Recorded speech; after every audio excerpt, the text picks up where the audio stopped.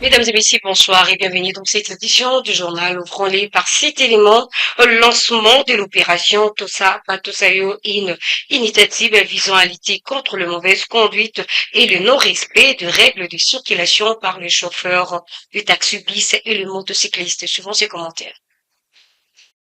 Le ministre provincial des Transports de la ville de Kinshasa, Josie Noël Cheke, a lancé l'opération Tosabatosaye, initiative visant à lutter contre la mauvaise conduite et le non-respect des règles de circulation par les chauffeurs des taxis et les motocyclistes. Selon le ministre, cette campagne a pour objectif de rétablir l'ordre et la sécurité sur les routes de la capitale. Et l'accompagnement causé par certains conducteurs. Le phase de la sensibilisation débutera le 10 novembre et s'atteindra sur une période de 45 jours.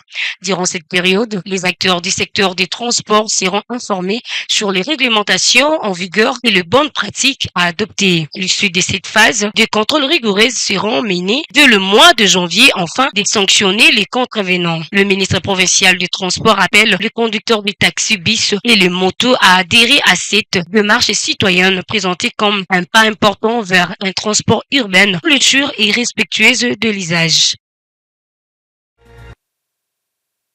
L'hôtel de ville de Kinshasa prévoit un bouclage général à partir du 3 novembre 2025 pour le contrôle des techniques de véhicules dans la ville province de Kinshasa.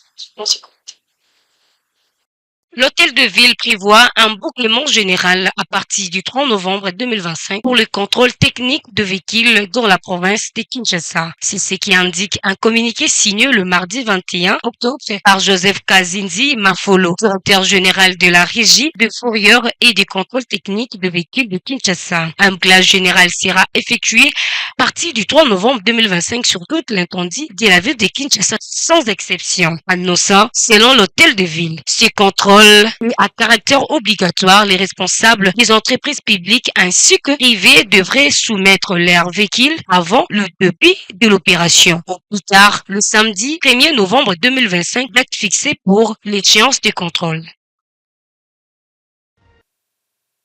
La République démocratique du Congo doit désormais faire face à une nouvelle plus insidiée, mais tout en dérangeant la résurrection des crises au sein de l'institution provinciale de la République démocratique du Congo.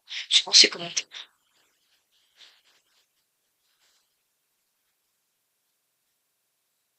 dans un contexte sécuritaire extrêmement ténu, la République démocratique du Congo doit désormais faire face à une nouvelle menace, plus indicieuse mais tout aussi dangereuse, la résurgence des crises au sein de l'institution provinciale. La révélation tombe lors de la 64e réunion du Conseil des ministres présidée par Félix Tshisekedi, jette en lumière sur les fragilités internes que mène l'édifice étatique congolaise. La vice-ministre intérieure sécuritaire, décentralisation et affaires coutumier et Génie Tchela Kabamba a dressé un tableau alarme de la situation devant le gouvernement. Comme expliqué, face à l'agression rwandaise via la rébellion du M23, l'est du pays, certaines forces politiques persistent à fragiliser délibérément la stabilité institutionnelle. La question mérite d'être posée quand de ces crises provinciales interpellent.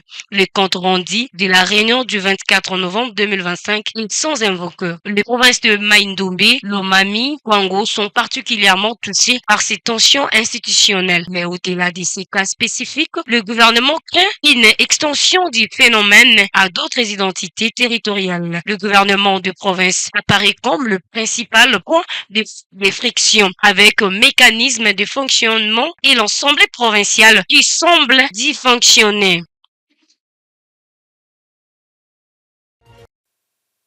Son Excellence Pogachu Makina Jackson, le ministre provincial en charge de l'hydrocarbure, agriculture, pêche, énergie, élevage et puis développement rural, a participé à la cérémonie de remise de 10 camions de bennes destinés au travail public et à l'évacuation de déchets au palais du pays.